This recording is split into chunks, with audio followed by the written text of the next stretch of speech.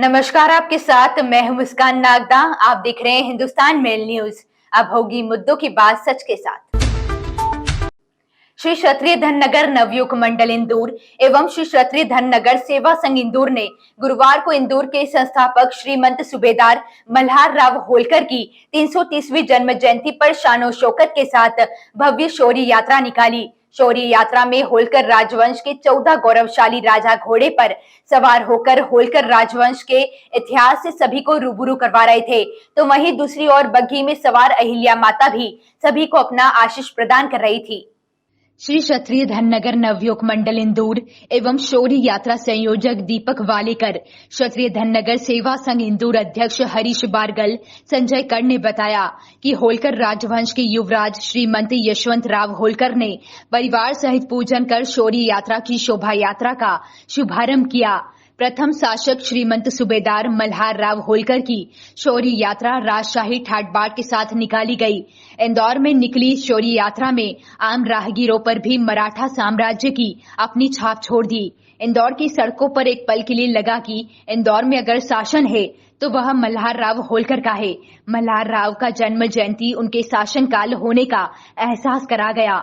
यात्रा में बैंड बाजे, ऊंट, घोड़े, बग्घी के साथ ही राजशाही अंदाज में होलकर राजवंश के 14 गौरवशाली राजा घोड़े पर सवार होकर होलकर राजवंश के इतिहास से सभी को रूबरू करवा रहे थे। वहीं समाज के युवा अपने हाथों में भगवा ध्वज तो महिलाएं साफा बांध केसरिया परिधान में नजर आई।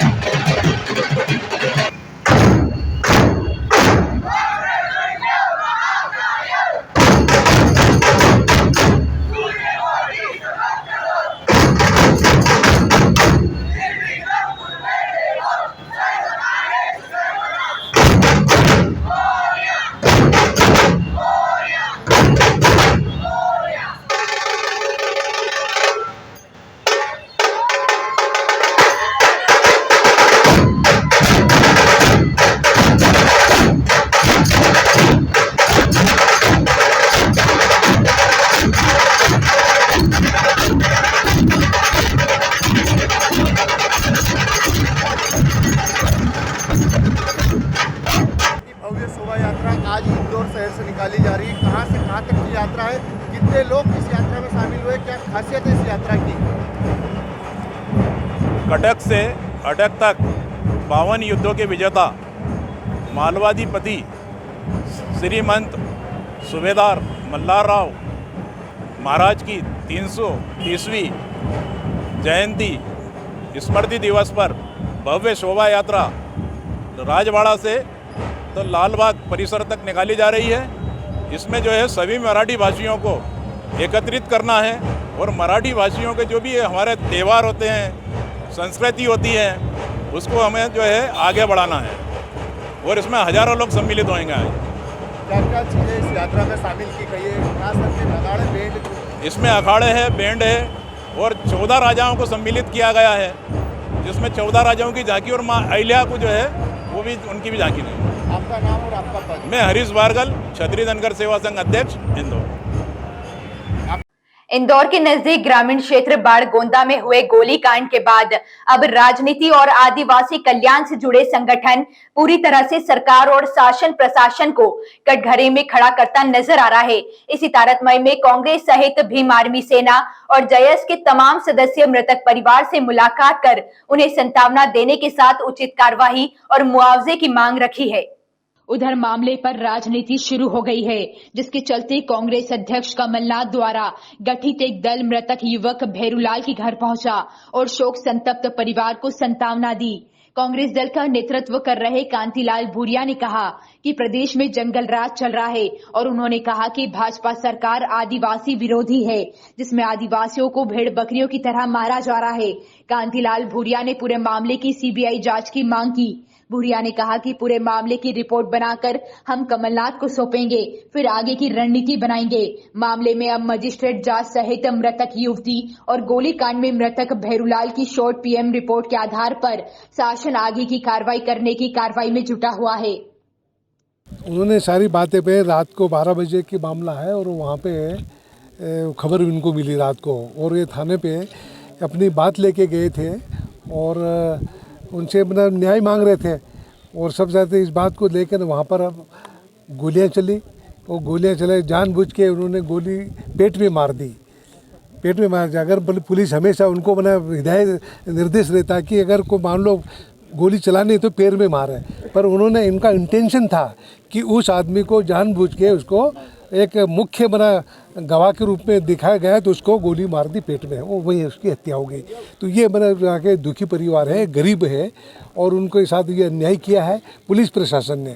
तो वहाँ पे सरकार के दबाव में पुलिस रही, प्रशासन के दबाव में रही, और उस वजह से सब सारा यहाँ पे लोगों के गरीब के साथ ये अन्याय हुआ है। और इस बात को लेकर कांग्रेस के हमारे विधायक साथी हम लोग सब, हमारे प्रदेश अध्यक्ष कमलनाथ जी ने हमें भेजा है, और सारी रिपोर्ट उनसे समझ के हम जाके रिपोर्ट बना के उनको देंगे, ताकि आगे भी उसकी कार्रवाई हो और दोषियों को सज़ा मिले। मेन हमारा है कि दोषियों को सज़ा मिले, ताकि भविष्य में किसी तरह से आदिवासियों को भेड़ बकरी समझ के गोली से उड़ाया जा रहा। कभी मैंने निमावर में आप देखे मार के गाड़ दिए थे, बाकी उधर प्लास में हुआ, दूसरी जगह हुआ। तो हमेशा बने सरकार बीजेपी की ये आदिवासी विरोधी सरकार है, आदिवासी विरोधी सरकार है, और आदिवासियों को टारगेट बनाती है। उसी टारगेट के साथ उसको बना गरीब आदमी को गोली से पुलिस ने उड़ा दिया। ये बना एक बात हुई है। रीज़न तो पूरे इंदौर को पता है, पूरे मध्य प्रदेश को पता है, और दिल्ली भी ये खबर चली गई है कि आदिवासी समाज के ऊपर आए दिन अत्याचार किए जा रहे हैं।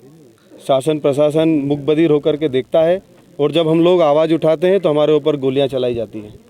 तो ये असंवैधानिक काम है, और यहाँ का प्रशासन ये जान करके ये सारी चीज़ें कर रहा है। क्योंकि आज जहाँ हम खड़े हैं, हमारा भैरूलाल भाई हमारे समाज का, हमारे परिवार का हिस्सा था, वो शहीद हुआ है अपनी बहन के लिए, सम्मान के लिए जो लड़ाई लड़ रहा था, उसमें उसके ऊपर गोलियां चलाई गई शासन की ओर से, और बगैर किसी आदेश के ये हुआ है। तो अभी तो मैं ये समझता हूँ कि जिस प्रकार का अत्याचार हम लोगों के ऊपर हो रहा है, ये भारत देश के संविधान के होते हुए हो रहा है, तो मुझे ऐसा लगता है कि ये गैर संवैधानिक है। तो उसी चीज़ के लिए अभी परिवार से मिलना है। हमारे राष्ट्रीय अध्यक्ष जी माननीय चंद्रशेखर आज़ाद साहब भी 18 तारीख को यहाँ आने वाले हैं, और इस आंदोलन को बड़ी मजबूती से हम लड़ेंगे, क्योंकि हम लोगों के ऊपर अत्याचार की जो कड़ी है वो निरंतर चलती जा रही है। इस पर रोकथाम कुछ नहीं है, आरोपियों भी बाहर घूम रहे हैं और कोई कार्रवाई नहीं हो रही है। मांग क्या है? मांग हमारी है कि भाई इसमें संबंधित जितने भी अधिकारी हैं, पुलिस प्रशासन के हो या फिर एडमिनिस्ट्रेशन से हो, उन सभी के ऊपर जो है कानूनी कार्रवाई हो। पहले तो 302 का मुकदमा उन लोगों पर दर्ज हो, उसके बाद में जो है एट्रोसिटी एक्ट में, और उसके बाद जितने भी अधिकारी इसमें संबंधित हैं उन सबको सस्पेंड किया जाए सबसे पहले, क्योंकि उन लोगों के होते हुए वहाँ पर ये कृत्य किया गया बगैर किसी आदेश के। तो ये बहुत गलत है, गैर संवैधानिक है। इंदौर में एक विवाहित महिला को सोशल मीडिया पर उत्तर प्रदेश के युवक से दोस्ती करना महंगा पड़ गया। आरोपी युवक महिला के पति को दोस्ती के नाम पर धमका रहा है और ब्लैकमेल कर हजारों रुपए वसूल चुका है। इंदौर खजराना पुलिस को क्षेत्र की विवाहित महिला ने शिकायत दर्ज की है, जिसमें महिला ने बताया कि उसकी दोस्ती सोशल मीडिया पर उत्तर प्रदेश के युवक से दोस्ती हुई थी, जिसके बाद दोनों की मुलाकात हुई और आरोपी ने महिला के साथ फोटो खींच ली। उसके बाद आरोपी अब विवाहित महिला के फोटो उसके पति को दिखाने की धमकी देकर ब्लैकमेल कर रुपए ले रहा है। फिलहाल महिला की शिकायत पर पुलिस ने केस दर्ज कर लिया है। खजाना थाना क्षेत्र में एक महिला द्वारा रिपोर्ट किया गया था कि वो एक व्यक्ति था जिससे उनकी फेसबुक पे दोस्ती थी, और संबंधित व्यक्ति से दोस्ती तोड़ने के पश्चात उस व्यक्ति ने इनके बारे में उल्टा सीधा सोशल मीडिया पर लिखना शुरू कर दिया और ब्लैकमेल करने का भी प्रयास किया, जिसको नज़र में रखते हुए इन्होंने थाने में कंप्लेन किया। कंप्लेन को संज्ञान में लेकर थाना खजाना में FIR दर्ज की गई है। इसमें अब जांच की जा रही है, जांच में जो भी तथ्य आएंगे उस हिसाब से जिम्मेदारी कार्रवाई की जाएगी। इंदौर के विजयनगर थाना क्षेत्र में बदमाशों द्वारा उपद्रव कर गाड़ियों में तोड़फोड़ कर फरार हुए आरोपियों को पुलिस ने गिरफ्तार कर लिया है। फिलहाल आरोपियों के पुलिस पुराने रिकॉर्ड खंगाल रही है। दरअसल इंदौर के विजयनगर थाना क्षेत्र अंतर्गत एक गैरेज में गाड़ी की मरम्मत करवाने आए कुछ बदमाशों का गैरेज मालिक से लेन देन के विषय में विवाद हो गया था। विवाद के बाद मौके से बदमाश निकल गए, लेकिन बाद में आकर उन्होंने गैरेज के बाहर खड़ी गाड़ियों में जमकर तोड़फोड़ कर दी। इस दौरान आसपास लगे सीसीटीवी कैमरा में बदमाशों की सारी हरकत कैद हो गई, जिसके बाद विजयनगर थाना पुलिस ने सीसीटीवी फुटेज के आधार पर कुछ आरोपियों को गिरफ्तार कर लिया है। वहीं अन्य आरोपियों की तलाश की जा रही है। विजयनगर थाना क्षेत्र में एक घटना प्रकाश में आई थी, जहां कुछ लोग गैराज में अपने गाड़ी का मरम्मत कराने गए थे। वहां कुछ लेन देन की बात को लेकर विवाद हुआ। तत्कालिक रूप से वो लोग वहां चले गए थे, परंतु बाद में आकर उस गैराज में जो वाहन खड़े थे उनमें कुछ तोड़फोड़ की घटना हुई थी। उस घटना को संज्ञान में लेते हुए धारा 327 की थाना विजयनगर में FIR की गई है, जिसमें 4 लोगों को पकड़ा भी गया है। बाकी कुछ अन्य लोगों को भी चिन्हित किया है, जिनको पकड़कर कार्रवाई की जाएगी। जिले में साल 2023-24 प्रस्तावित नई गाइडलाइन से शहर के पुराने और पोश एरिया को राहत दी गई है। नया शहर जिस तरह से फैल रहा है, वहां जरूर गाइडलाइन बढ़ाने का प्रस्ताव तैयार हुआ है, लेकिन शहर की बात करें तो पलासिया, विजयनगर, कालानी नगर, राजेंद्र नगर, सुदामा नगर, बंगाली चौराहा जैसे क्षेत्रों में इस बार गाइडलाइन को यथावत रखा है। जिला पंचायत कार्यालय के मुताबिक शहर में अभी सबसे महंगा क्षेत्र पलासिया है, फिर विजयनगर है, इसके बाद नंदलालपुरा राजवाड़ा क्षेत्र है, तो कालानी नगर जैसा क्षेत्र भी महंगा हो गया है। उप महानिरीक्षक पंजन बालकृष्ण मोरे के मुताबिक पुरानी बसाहट में इस बार किसी तरह का बदलाव का प्रस्ताव नहीं है। इसी तरह इंदौर विकास प्राधिकरण और हाउसिंग बोर्ड की स्कीमों में भी इस बार कोई बड़ा बदलाव नहीं है।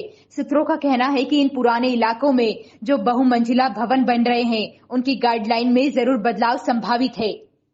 एक डिस्ट्रिक्ट मूल्यांकन कमेटी का ना बैठक हुई थी, उसमें जैसे कि है ना 2000 नेक्स्ट ईयर का 23-24 का गाइडलाइन वैल्यू का है ना डिसाइड करने के लेकर है ना गवर्नमेंट के ना डायरेक्शंस हैं, उसको है ना हम लोग है ना करते हुए एक बैलेंस करने के लिए कोशिश किया है कि लगातार हमारी ना इंदौर ज़िले में लार्ज लेवल पे गाइडलाइन से ज़्यादा है ना मूल्य का रजिस्ट्रेशन भी हो रही है। जैसे कि इवन इस साल में देखें तो 75,000 रजिस्ट्रीज ही में ऑलरेडी 56,000 रजिस्ट्रीज ऐसे हुआ है कि मतलब गाइडलाइन वैल्यू से ज़्यादा हुआ है।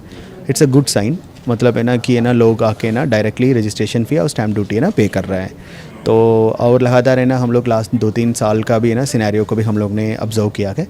सो उसको ध्यान में रख रहे हैं। उसके साथ साथ हम लोग ये भी ध्यान में रख रहे हैं कि हमारी है ना मिडिल क्लास और नीचे का लोग हैं, मतलब उनको भी लैंड है ना खरीदने में है ना ज़्यादा है ना अमाउंट है ना खर्च ना करना पड़े। सो दोनों को है ना संतुलन और बैलेंस करते हुए इस बार की है ना हमारी टोटल अराउंड 158 नए लोकेशंस भी ऐड हुए हैं। टोटल है ना 5,000 की ना लोकेशंस के आसपास हो गया है। उसमें हम सिर्फ है ना आई थिंक अराउंड 3-4% ऐसे लोकेशंस हैं कहाँ है ना मतलब हम लोग है ना गाइडलाइन वैल्यू है ना बढ़ाने की बात कर रहे हैं। मध्य प्रदेश में इन्फ्लुएंजा STN2 का पहला केस राजधानी भोपाल में मिला है। संबंधित मरीज ने सर्दी खांसी के साथ तेज बुखार की शिकायत की थी। उसने 4 दिन पहले जांच कराई थी। गुरुवार को रिपोर्ट STN2 पॉजिटिव आई। स्वास्थ्य विभाग के मुताबिक युवक की ट्रैवल हिस्ट्री नहीं है और न ही युवक पिछले 15 दिन में किसी ऐसे शहर में गया है जहां STN2 के मरीज मिले हैं। स्वास्थ्य संचालनालय के अफसरों ने बताया कि 4 दिन पहले बैरागढ़ में रहने वाले 25 साल के युवक को सर्दी खांसी की शिकायत हुई थी। उसके स्वैब का सैंपल इन्फ्लुएंजा STN2 की जांच के लिए एम्स से भोपाल भेजा गया था। युवक को घर में ही क्वारंटाइन किया गया है। फिलहाल उसकी हालत स्थिर है। ऐसे ही खास खबरों के लिए हमारे साथ बने रहिए हिंदुस्तान मेल न्यूज पर। हमारे चैनल को सब्सक्राइब जरूर करिएगा।